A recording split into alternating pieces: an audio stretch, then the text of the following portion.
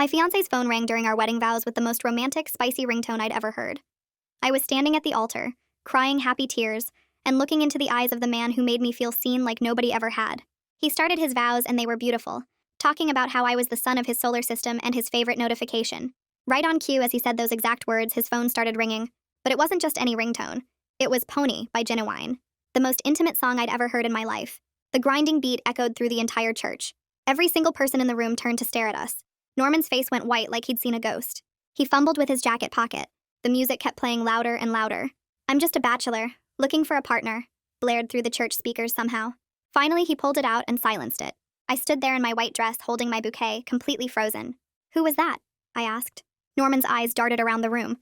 "Wrong number. Probably a spam call." "A spam call? Norman, that's a custom ringtone. You assigned that song to someone specific." I looked right at him. "So who do you have saved with that as their ringtone?" Norman opened his mouth but nothing came out. His best man tried to laugh it off. "Dude probably saved it as a joke for the boys." "Then show me," I said. "Show me the phone. Show me who just called." Norman pulled the phone closer to his chest like he was protecting it. "It's nobody. Can we just continue with the ceremony?" "No, we can't." My voice was louder than I meant it to be. "I'm not saying I do until you tell me who that was." The officiant tried to calm everyone down. "Perhaps we should take a brief pause. Show me the phone, Norman." He stepped back, shaking his head. I grabbed my dress and walked off the altar. Just walked right down the aisle in the opposite direction. Norman followed me, calling my name. "Baby, wait. Please." We ended up in the church lobby with both our families rushing after us. Everyone was talking at once, asking what was happening. I turned to Norman. "Was it another woman?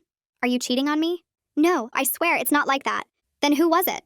That's when Norman's mom, Jerlyn, pushed through the crowd. "It's his cousin. His cousin Rebecca. She couldn't make it to the wedding because she's overseas." Everyone went quiet. I stared at Jerlyn. "His cousin? You're telling me he has a seg song saved for his cousin?" She started stuttering.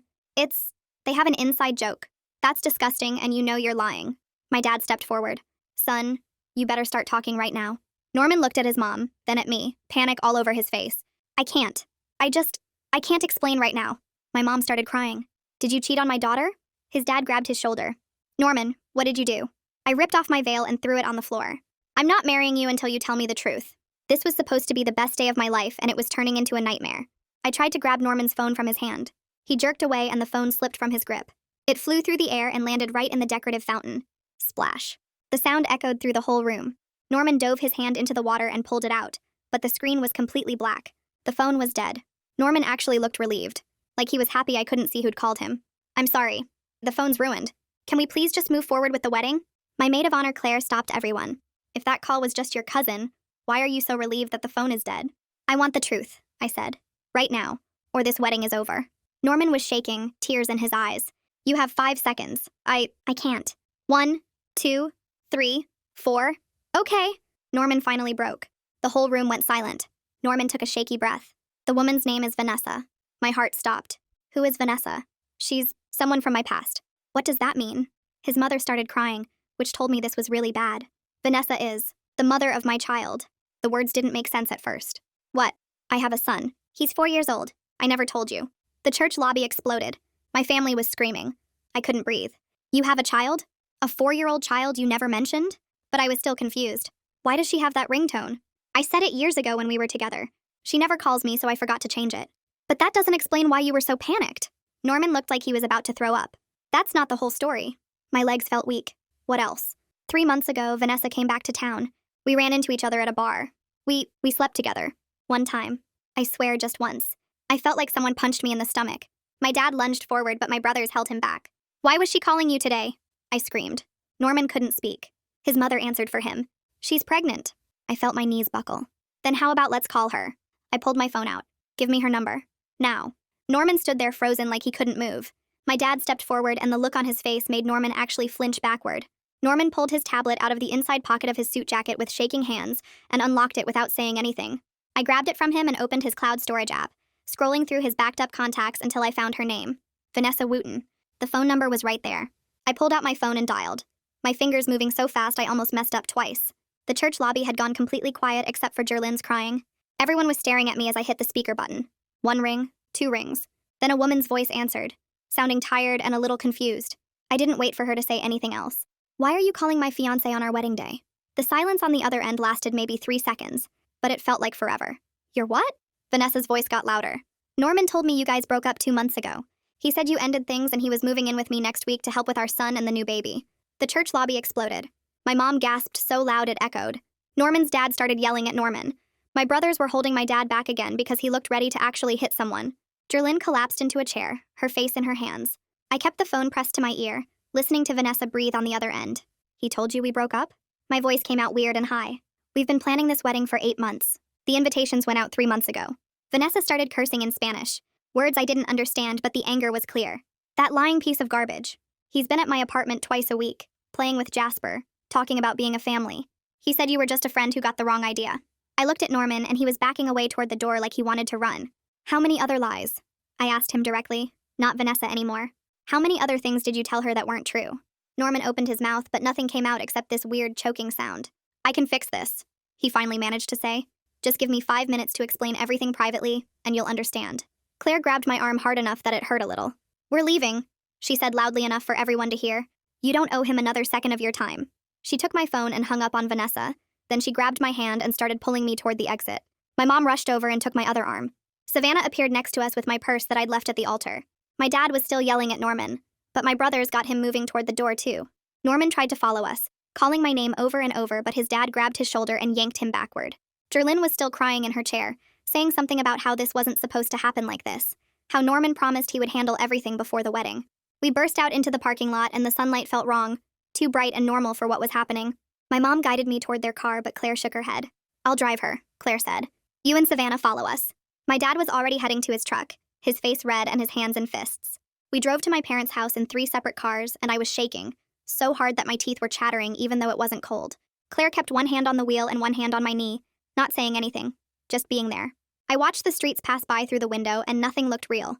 We'd driven this route 1,000 times, but now it felt like a different city, a different life. At my parents' house, everyone rushed inside and my mom pulled me straight to the couch. I finally broke down completely, sobbing so hard I couldn't breathe right. My mom held me while my wedding dress got covered in tears and makeup, the white fabric turning gray and streaked.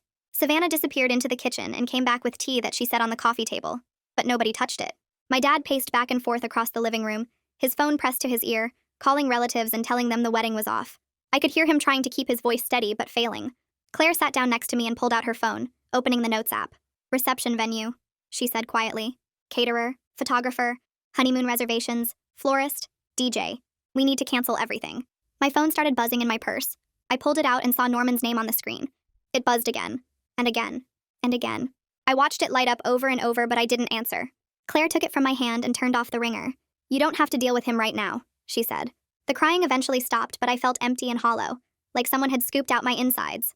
My mom brought me water and made me drink it even though I didn't want to. Savannah sat on the floor by my feet, just being close. My dad finished his phone calls and sat down in his chair, his face gray and exhausted. That evening, after everyone had gone quiet and my mom had tried to get me to eat something I couldn't stomach, I finally looked at my phone. 17 missed calls from Norman. 6 voicemails.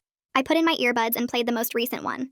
Norman's voice came through crying and begging, saying he needed to explain everything, that Vanessa had seduced him when he was vulnerable and confused about our relationship, that he made a mistake but he loved me and only me. He said the thing with Vanessa meant nothing and he'd been trying to figure out how to tell me about Jasper, but the timing was never right. His voice got higher and more desperate as the message went on. I deleted it without listening to the others. I was done with his excuses and his lies and his version of events where nothing was ever his fault. The next morning, I woke up in my childhood bedroom, and for about 3 seconds I forgot everything that happened. Then I remembered and felt sick. I was still wearing my slip because I couldn't face taking off the wedding dress properly the night before. My mom had helped me out of it and hung it in the closet where I didn't have to look at it. Savannah was asleep in a sleeping bag on my floor, her hair spread out on the pillow she'd brought from the guest room. She'd refused to leave me alone overnight even though I told her I was fine. At 9 in the morning, the doorbell rang and I heard Claire's voice downstairs. She came up to my room carrying coffee and a bag of bagels, still in yesterday's bridesmaid dress because she'd stayed at my parents' house too. I took the whole week off work, she announced, setting the coffee on my dresser. We're going to deal with everything, starting with getting your stuff from the apartment you share with Norman. My dad appeared in the doorway. I'm coming too, he said in a voice that didn't allow for argument. You're not going there without backup. The thought of facing Norman's space made my stomach hurt, but I knew Claire was right. I needed my things, my clothes, my laptop, everything that was mine before it got more complicated. We drove to the apartment in Claire's car because I was still shaking too much to drive myself. My dad followed behind us in his truck, the empty bed ready to haul whatever I needed to take. The drive took 20 minutes and nobody said much. Claire kept glancing at me like she was worried I might fall apart, but I felt weirdly calm now that I had a task to focus on. When we pulled up to the building where Norman and I had lived together for 2 years, my stomach twisted. I'd been so excited to move in here, thinking it was the start of our forever. The apartment was on the 3rd floor and I used my key to let us in. Norman wasn't home, which I'd expected since he was probably at his parents' place dealing with the mess he'd created. The apartment looked exactly like it always did. Clean kitchen, couch where we'd watched movies, the coffee table where we'd eaten dinner together 1,000 times. But now I was looking at everything differently, searching for clues I'd missed. Claire went straight to the bedroom to start packing my clothes. My dad stood in the living room looking around with his arms crossed, his jaw tight. I started opening drawers in the kitchen, not even sure what I was looking for. In the drawer by the phone, I found a second charger. Not the one I used for my phone, but an iPhone charger when Norman had an Android. I'd seen it before and never questioned it. Now I realized it was probably for Vanessa's phone when she came over. My hands started shaking again. I moved to the desk where we kept our bills and paperwork. I pulled out our credit card statements from the past 6 months and started flipping through them. Charges at restaurants I'd never been to. A hotel stay in March when Norman said he was at a work conference. Purchases at a toy store. My dad came over and looked at the papers in my hands. He didn't say anything, but his face got red. I grabbed all the statements and shoved them in my purse. Claire called from the bedroom and we both went to see what she'd found. She was standing in front of Norman's closet holding a cardboard box. Inside were greeting cards, maybe 20 of them. I picked up the first one and opened it. The front had a drawing of a dinosaur in crayon. Inside, in a child's handwriting with help from an adult, it said, "Happy birthday, Daddy. I love you. From Jasper." The date was from 2 years ago. I picked up another one. "Happy Father's Day, Daddy," with a stick figure drawing of 2 people holding hands. Another one. "I miss you, Daddy. When are you coming to visit?" I sat down on the bed because my legs wouldn't hold me anymore. Norman had been getting these cards for years. He'd been reading his son's messages and keeping them hidden in a box in our shared closet, while he kissed me goodnight and talked about our future kids. Claire sat next to me and put her arm around my shoulders. My dad took the box and looked through more cards, his face getting darker with each one. I stood up and started grabbing my clothes from the closet, yanking hangers down and throwing everything on the bed. I wasn't being careful anymore. I just wanted out of this apartment that suddenly felt like it was full of lies in every corner. Claire helped me pack while my dad carried boxes down to the truck. On her 3rd trip back from the truck, Claire stopped in the doorway. She was looking at Norman's laptop sitting on the desk in the corner. It was open and the screen was lit up. I walked over and moved the mouse. The screen came to life and I realized Norman hadn't logged out. His email was right there, open and accessible. Claire came to stand next to me. "You should look," she said quietly, "before he gets a chance to delete anything." I knew she was right. I sat down and started scrolling through his inbox. There were dozens of emails from Vanessa going back months. I clicked on the most recent one from 3 weeks ago. It was about their son's preschool graduation and whether Norman would be attending. Vanessa had written that Jasper kept asking if Daddy would be there to see him get his certificate. Norman's response said he'd try, but he was busy with wedding planning. Wedding planning. I felt sick. I kept scrolling and clicking. There were emails about doctor appointments for Jasper. Emails about child support payments that were late. Emails where Vanessa asked when Norman was going to tell me the truth. I found one from 2 months ago that made me stop breathing. Vanessa had written asking if Norman was sure about his plan. Norman's response was 3 paragraphs long. He said he needed to go through with the wedding to keep his parents happy, because they'd already paid for half of it, and his mom would never forgive him if he embarrassed the family. He said after the honeymoon he'd tell me he'd made a mistake and file for divorce quickly. He told Vanessa he'd move in with her and Jasper by the end of the summer, and they could finally be a real family. He said marrying me was just something he had to get through first. I read it 3 times. Each time felt worse than the last. Claire read over my shoulder and I heard her sharp intake of breath. My dad came back upstairs and saw us at the computer. He read the email too. Then he walked to the kitchen and I heard him punch the cabinet door. The bang echoed through the apartment. I started clicking through more emails, my hands moving faster now. There were so many. Norman and Vanessa had been talking constantly for months. She'd sent him ultrasound pictures of the new baby. He'd responded with heart emojis. There were emails planning their future together, talking about finding a bigger place for all of them, discussing baby names. While he was doing this, he was coming home to me every night and talking about our honeymoon plans. Claire grabbed a flash drive from her purse. "Forward these to yourself," she said. "All of them. And let me copy them too." I created a new folder and started dragging emails into it. I forwarded the whole folder to my personal email address. Then I copied everything onto Claire's flash drive. My dad found the printer and started printing out the worst emails, the ones that showed Norman's plan most clearly. The printer churned out page after page of evidence. I kept searching through the laptop. I found his text message backup and saw months of conversations with Vanessa that matched the emails.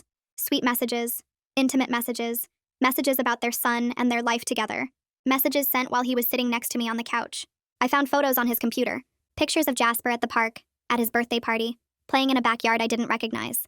Norman had a whole separate life documented in digital files that I'd never seen. When we'd packed everything I owned and printed every important email, we left. I didn't leave a note. I didn't close the laptop. I wanted Norman to come home and see that I'd found everything. We loaded the last boxes into my dad's truck and drove back to my parents' house. It was almost noon by then, and I felt exhausted like I'd been awake for days. Back at my parents' house, Savannah was waiting in the kitchen. She'd made sandwiches that nobody was eating and coffee that was getting cold. I spread all the printed emails out on the dining room table. Savannah came to look and her eyes got huge. We spent the next hour going through everything, organizing it by date, building a timeline. Savannah took notes on her laptop, creating a document that tracked every lie. The affair with Vanessa wasn't just 3 months ago like Norman claimed. They'd been sleeping together on and off for the entire 4 years I'd been with Norman. There were gaps where they weren't in contact, but then they'd start up again. The longest gap was about 8 months last year, right when Norman proposed to me. Then 3 months later, the emails started again. My mom came in and saw what we were doing. She sat down and started reading, her face getting pale. When she finished, she got up and made a phone call.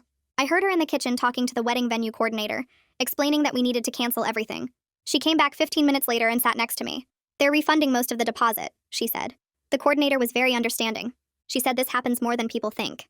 I felt a tiny bit of relief. At least that was one less thing to worry about. That evening, the doorbell rang. My dad went to answer it and I heard Norman's voice in the entryway. I stood up and walked to the living room window where I could see the front door. Norman was on the porch trying to get past my dad. My dad had one arm braced against the doorframe, blocking the entrance. I couldn't hear everything they were saying, but I saw my dad's mouth moving, his voice firm and angry. Norman tried to push forward and my dad put a hand on his chest, stopping him. Then my dad said something that made Norman step back. Norman was crying, his face red and twisted. My dad pointed down the driveway. Norman stood there for another minute, then turned and walked away. My dad came back inside and locked the door.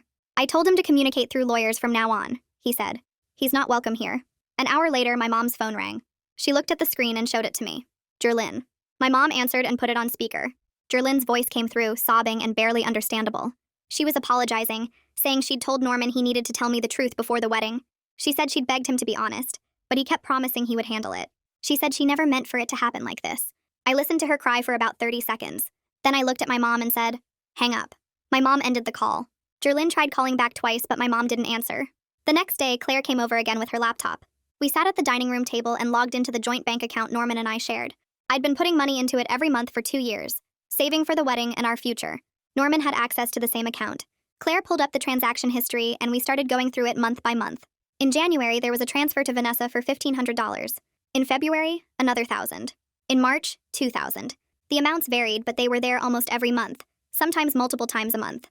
Money from our shared account, money I'd deposited thinking it was going toward our wedding and our life together, had been going to support Norman's other family. Claire added up the total. Over the past year alone, Norman had sent Vanessa more than $18,000 from our joint funds. I felt like I might throw up. That money was supposed to pay for our honeymoon, for furniture for the house we'd planned to buy. Instead, Norman had been using it to support the life he was planning to leave me for. I stared at the number Claire had written down. $18,000. My hands started shaking. That was supposed to be our honeymoon in Greece. That was the down payment we'd been saving for a house. I felt sick to my stomach thinking about how I'd skipped buying new work clothes and eaten leftovers for lunch every day to add extra money to that account. Norman had been taking it and sending it to another woman while I was planning our wedding. Claire put her hand on my shoulder, but I barely felt it. The betrayal wasn't just emotional anymore. It was right there in black and white.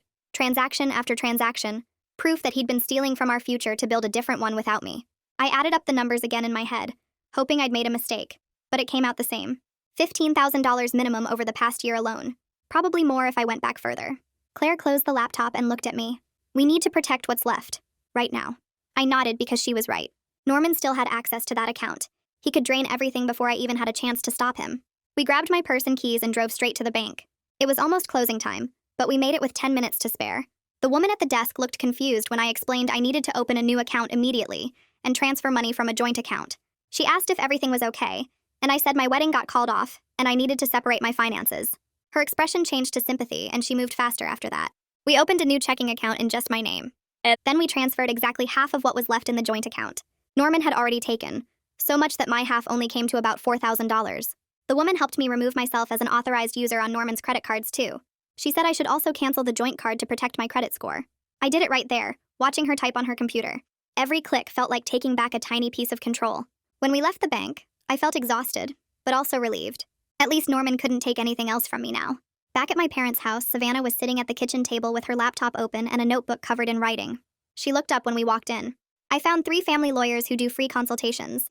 I already called and made appointments for you. Tomorrow at 10, Thursday at 2, and Friday at 11. I stared at her. My little sister, who usually couldn't remember to return my calls, had just organized my entire week. She saw my expression and shrugged. "You're dealing with enough. I can handle phone calls and scheduling. I hugged her and she hugged me back hard. For the first time since the wedding disaster, I felt like maybe I could actually get through this. The next few days blurred together. I met with all 3 lawyers and picked the one who seemed most straightforward about what I could realistically recover. She said the money Norman took from our joint account would be hard to get back since it was technically his money too, but we could try. She also said any wedding expenses I'd paid personally, or that my family had paid, could potentially be recovered through small claims court. My dad said he'd pay her fee because he wanted Norman to face consequences. I spent my time at my parents' house, avoiding Norman's calls and texts. He tried everything from apologies to anger to guilt trips. I blocked his number after the 15th message. 4 days after the wedding that never happened, my phone rang with an unknown number. I almost didn't answer, but something made me pick up. Hello? A woman's voice came through, quiet and tired. Is this the woman who was supposed to marry Norman? My stomach dropped. Yes. Who is this? It's Vanessa. I think we need to talk. In person. There are things Norman doesn't want you to know, and you deserve to hear them. I looked at Claire, who was sitting across from me. She nodded. Okay. When and where? We agreed to meet at a coffee shop the next morning. Vanessa said she'd be wearing a blue jacket. I told her I'd bring my friend for support, and she said that was fine. After I hung up, Claire asked what I thought Vanessa wanted to tell me. I had no idea, but I knew I had to find out. That night, I barely slept. I kept wondering what else Norman had lied about. What other secrets were waiting to come out? The next morning, Claire and I got to the coffee shop 15 minutes early. We picked a table in the back corner where we could see the entrance. At exactly 10 o'clock, a woman walked in wearing a blue jacket. She was younger than I expected. Way younger. She looked around the coffee shop and our eyes met. I raised my hand slightly and she walked over. Vanessa looked tired. Her face was pale and she had dark circles under her eyes. Her pregnant belly was obvious under her jacket. She sat down across from us and immediately said, "I'm so sorry. I didn't know. I swear I didn't know." I wanted to hate her, but she looked so miserable that I couldn't quite get there. Didn't know what? That you two were really together. Norman told me you'd broken up 2 months ago. He said you were just friends who'd tried dating, but it didn't work out. He said he was free to be with me and our family. Claire made a disgusted noise. Vanessa kept talking. I know how this sounds. I know you probably think I'm lying, but I can prove it. She pulled out her phone and started scrolling. Then she turned it toward me. Text messages. Hundreds of them. From Norman. I started reading. The messages went back years. In some of them, Norman called me his roommate. In others, he said I was a friend who was helping him with rent. Then the story changed, and I became a casual girlfriend who knew about Vanessa and was okay with it. Then I was someone he was leaving soon. The lies built on top of each other. Message after message. Creating a whole fake story. Vanessa scrolled slowly so I could read. He told me you knew about Jasper. He said you just didn't want to be involved with his son, which I thought was weird, but I figured it was your choice. He said once you two officially broke up, he'd move in with us and we'd be a real family. I felt like I was watching my entire relationship get rewritten in front of me.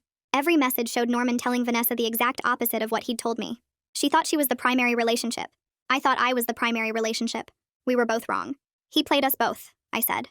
Vanessa nodded, tears in her eyes. My son asks about his daddy all the time. Norman shows up when it's convenient for him, stays for a few days, then disappears for weeks. Jasper doesn't understand why daddy keeps leaving. He thinks he did something wrong. Her voice broke on the last words. I felt something shift inside me. This wasn't about me versus Vanessa anymore. We were both victims of the same person. Claire leaned forward. Has Norman been supporting you and your son financially? Vanessa laughed bitterly. Barely. He sends money sometimes, but it's never consistent. He promises to help with bills and then doesn't. I'm working 2 jobs while pregnant because I can't count on him for anything. He says he'll do better, but he never does. I thought about the $18,000 Norman had taken from our joint account. Money that was supposed to go to his child but apparently didn't. Where had it all gone? We sat there for another hour, comparing notes, filling in the gaps in each other's stories. Vanessa showed me pictures of Jasper. He was a cute kid with Norman's eyes. She told me about the pregnancy, how Norman had promised to be there for this baby, but she didn't believe him anymore. She was tired of the lies and the broken promises. Before we left, we exchanged phone numbers. Vanessa said she'd keep me updated on the pregnancy and the paternity test, though she was sure this baby was Norman's based on timing. Claire told her she should talk to a lawyer about formal custody and child support.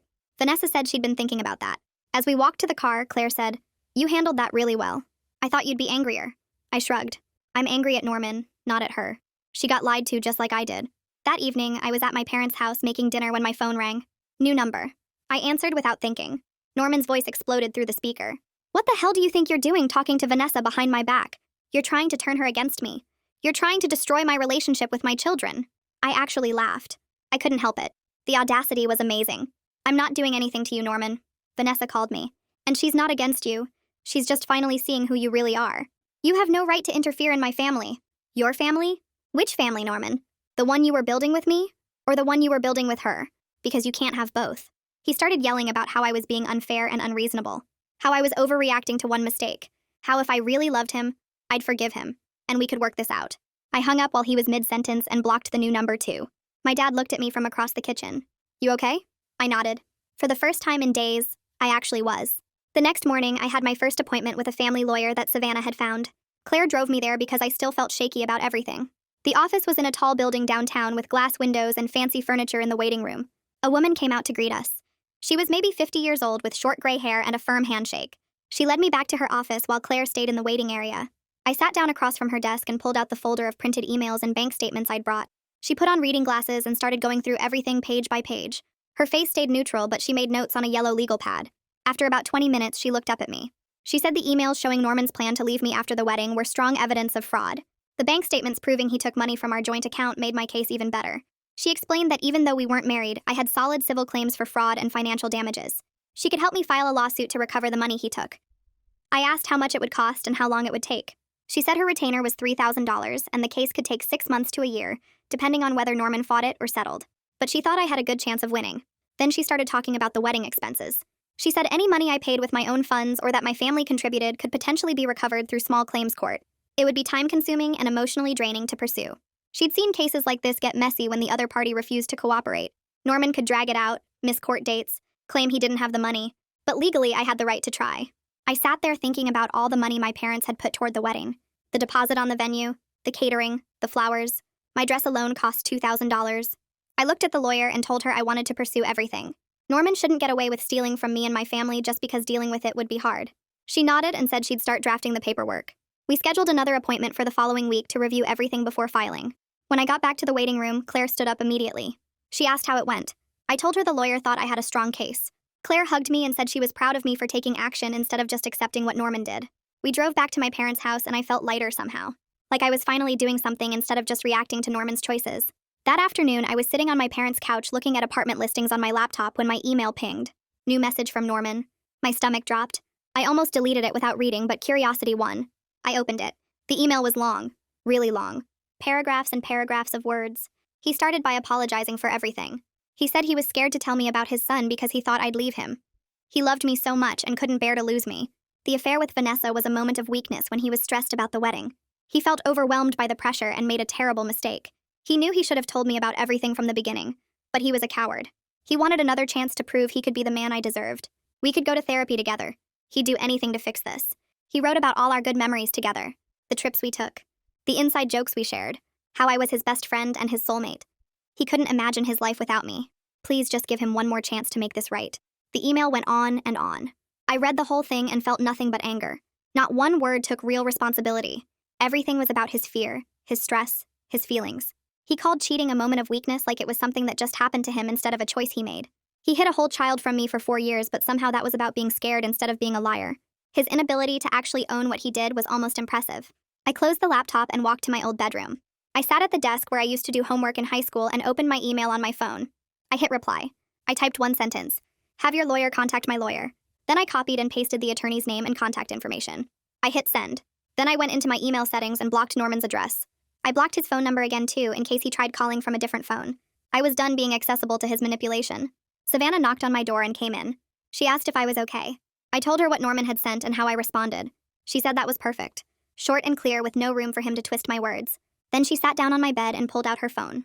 She said we should start looking for apartments because I couldn't stay at our parents' house forever. I needed my own space to start fresh.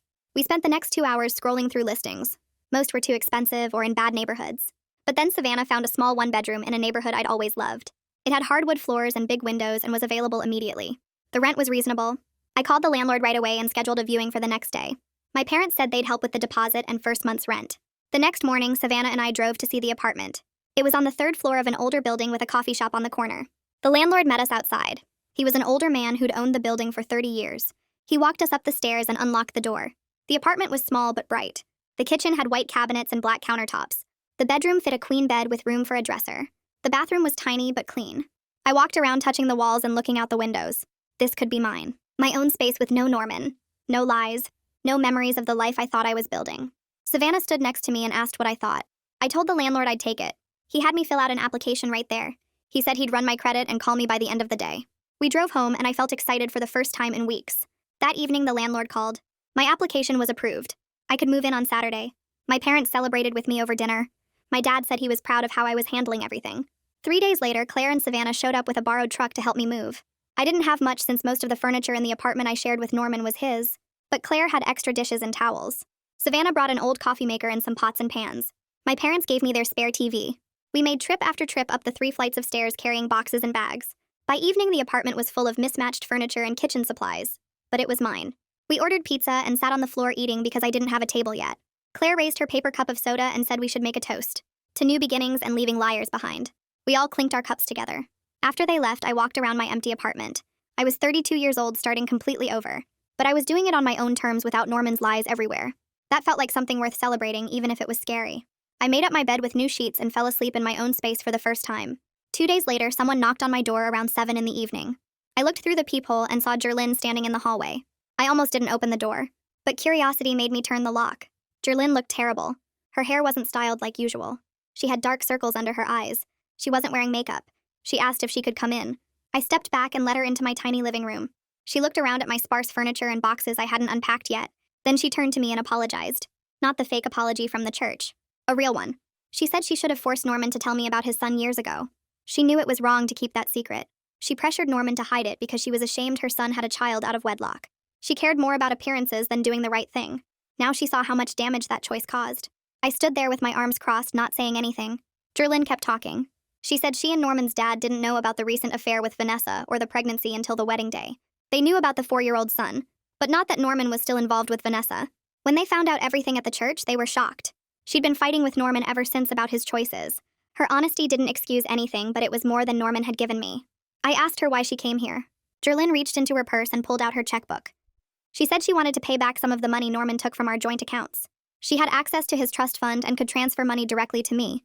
She wrote out a check for $8,000 and held it out. I stared at it. I told her I'd need to think about it and talk to my lawyer first. She nodded and set the check on my kitchen counter. Then she left without saying anything else. I picked up the check and looked at the amount. $8,000 wouldn't cover everything Norman took, but it was something. I put it in a drawer and texted my lawyer about what happened. 2 weeks after the wedding, that wasn't.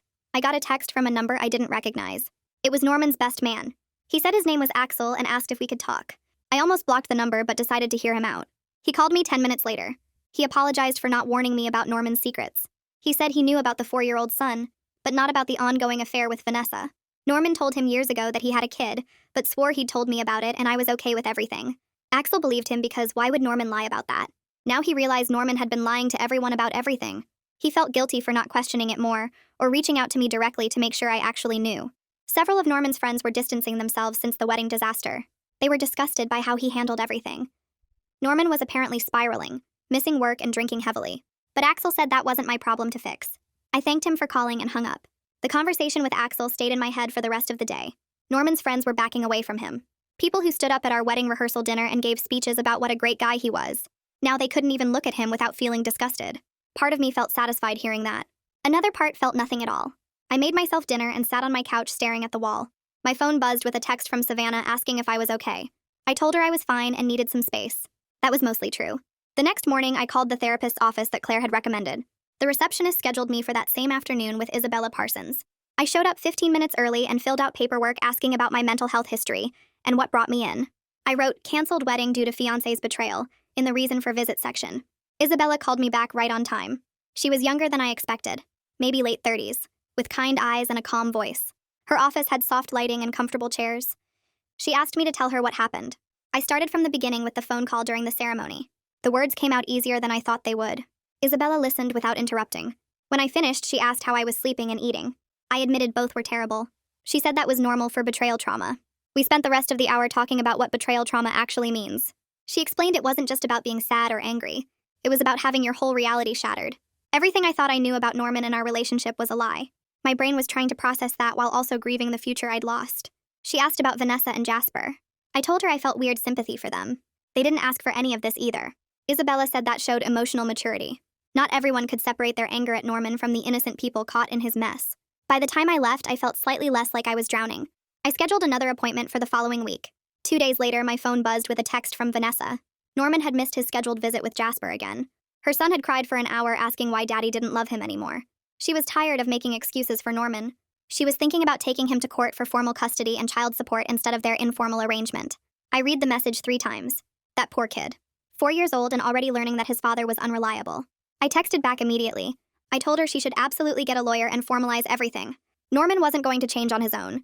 He needed legal consequences to force him to act right. I offered to share my attorney's contact information since she'd been helpful and straightforward with me. Vanessa responded within minutes.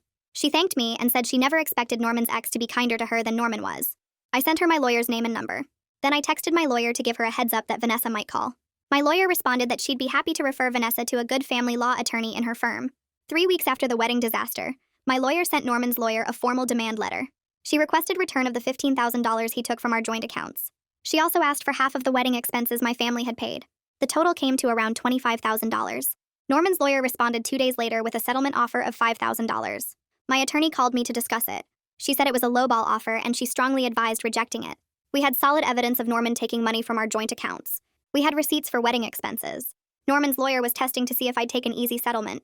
I told her to reject it. I wanted to fight this. A week later, we filed a civil lawsuit against Norman for fraud and financial damages. My lawyer warned me it could take months to resolve. Court dates got scheduled slowly. Norman could drag things out if he wanted to. But I didn't care. I was taking action instead of being a victim. The lawsuit felt empowering. I had some control back. Norman showed up at my apartment building drunk on a Tuesday night around 11. I was already in bed when my intercom started buzzing repeatedly.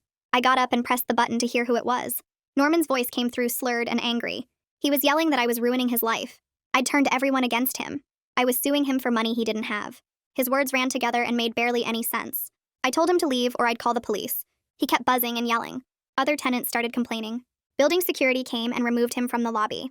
I watched from my window as they walked him to the street. Norman stumbled and nearly fell. Security waited until he got in his car. I called the non-emergency police line to report it. They said they'd send an officer to take a statement. The next morning, I went straight to the courthouse. I filed for a restraining order against Norman. I brought my phone with a recording of his drunken rant from the intercom. I brought the police report from the night before. I filled out forms describing Norman's harassment and my fear for my safety. The clerk told me a judge would review it within 24 hours. The restraining order got granted the next day.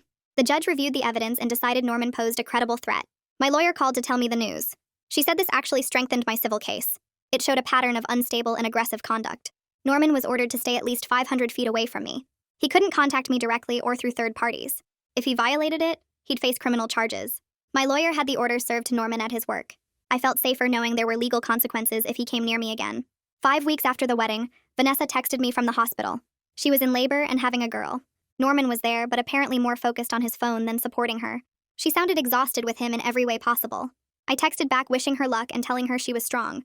She sent a heart emoji. 3 hours later, another text came through. The baby was born healthy. Vanessa named her Scarlett. She attached a photo. A tiny baby with dark hair and scrunched up face. I stared at the picture for a long time. This innocent child would grow up with Norman as a father. She'd deal with all his dysfunction and broken promises. She'd probably cry someday asking why Daddy didn't show up like Jasper did. I felt genuinely sad for her. Not angry or bitter. Just sad that another kid was stuck with Norman's mess. 2 days after the baby was born, my phone buzzed with a text from Jerlyn. She said Cyrus visited the hospital and finally told Norman he was ashamed of the man his son had become. She said Cyrus was disgusted by all the lying and manipulation. I read the message twice and didn't respond. It felt weird getting updates from Jerlyn about their family drama. This wasn't my fight to win anymore. But I won't lie. It felt good knowing even Norman's own father was calling him out. The next morning, I had my regular therapy session with Isabella. I sat in her office feeling exhausted from weeks of processing everything. She asked me what I was thinking about, and I told her I kept wondering if I'd missed signs, or failed to be enough for Norman. Isabella stopped me right there. She said Norman's betrayal wasn't about me being insufficient or failing somehow. It was about his character and his choices. She explained that no amount of love from me could have fixed his willingness to lie and manipulate everyone around him. That hit me hard in a good way. I'd been carrying guilt that maybe if I'd been different or better, Norman wouldn't have cheated. But Isabella helped me see that was backwards thinking. Norman made his choices because of who he was, not because of anything I lacked. I left that session feeling lighter than I had in weeks. The lawsuit moved forward faster than I expected. My lawyer called to say Norman's lawyer contacted her suggesting mediation to avoid going to court. She thought we had a strong case and could likely get most of what we were asking for through settlement talks. She explained that mediation would be faster and cheaper than a trial. I agreed to try it because I wanted this resolved and behind me. 6 weeks after the wedding disaster, I walked into the mediation office downtown. My lawyer met me in the lobby and we went upstairs together. Norman was already there with his lawyer. He looked terrible. He'd lost weight and had dark circles under his eyes like he wasn't sleeping. His suit hung loose on him. I felt nothing looking at him except relief that I wasn't responsible for him anymore. We sat down at a conference table with a mediator between us. Norman tried to make eye contact with me, but I looked at my lawyer instead. The mediator explained how the process would work and asked Norman's lawyer to present their position first. His lawyer started talking about Norman's financial situation. She pulled out bank statements and pay stubs showing Norman was genuinely broke after supporting 2 households and paying for Vanessa's medical expenses. She argued that Norman couldn't afford to pay me back what I was asking for. My lawyer jumped in immediately. She said Norman created this situation through his own choices and still owed me compensation for the money he stole from our joint accounts and the wedding expenses my family paid. She presented our documentation showing exactly how much Norman had taken. The mediator asked Norman directly why he took money from our joint account without telling me. Norman stumbled over his words, saying he was trying to support his son and didn't know how to tell me. My lawyer pointed out that he could have told me about his son years ago instead of lying and stealing. We went back and forth for 2 hours. Norman's lawyer kept saying he couldn't pay. My lawyer kept showing proof of what he owed. Finally, the mediator suggested we take a break and think about possible compromises. During the break, my lawyer told me we could push for a trial and probably win more, but it would take months and cost more in legal fees. She thought we should try to settle today if possible. When we came back, Norman's lawyer made an offer. Norman would pay me $12,000 in installments over 2 years. His parents would contribute an additional $8,000 immediately to cover what he couldn't pay now. It wasn't everything I'd asked for, but it was something. My lawyer looked at me and I nodded. I was ready to be done with all of this. We signed the settlement agreement right there. Jerlyn transferred the $8,000 to my account that same afternoon. She sent a note with the transfer saying she hoped I could eventually forgive her for her role in enabling Norman's deception. I stared at the message for a while. I wasn't ready to forgive her yet. Maybe I never would be. But I didn't delete the message either. I just left it there and closed my banking app. The next week, Vanessa texted me that she officially filed for full custody and child support through the courts. She said Norman's lawyer tried to argue he couldn't afford proper support given his financial obligations to me. The judge apparently wasn't sympathetic to Norman's self-created problems. The court ordered him to pay substantial child support for both kids. Vanessa sounded relieved in her messages. She said maybe now Norman would finally have to grow up and be responsible. I started thinking about dating again. Not anything serious, just testing if I could trust people after everything that happened. Claire set me up with a friend of her husband's. We went to dinner and he was nice enough, but I felt anxious the whole time. I kept wondering what he might be hiding. Isabella told me that was normal and healing isn't a straight line. She reminded me I was making progress even when it didn't feel like it. I went on 2 more dates with different guys that friends introduced me to. One was boring and talked about himself the entire time. The other one was actually interesting and funny, but I wasn't ready for anything beyond casual conversation. 7 weeks after the wedding disaster, I met Claire and Savannah for coffee at our favorite place downtown. We sat outside in the sunshine and talked about normal stuff. Savannah told a story about her coworker who accidentally sent a text meant for her boyfriend to their entire office group chat. Claire laughed so hard she snorted her latte. I realized I was genuinely laughing too. Not forcing it or faking it. Actually laughing about something silly and meaningless. We stayed there for 2 hours just talking and joking around. When I got home that evening, I thought about how different I felt compared to 6 weeks ago. I wasn't obsessing over Norman or replaying everything in my head constantly. I was starting to have moments where I forgot about him entirely. It felt like the beginning of actually moving forward instead of just surviving each day. 8 weeks after everything fell apart, I checked my bank account and saw Norman's first payment sitting there. The full amount he promised in the settlement.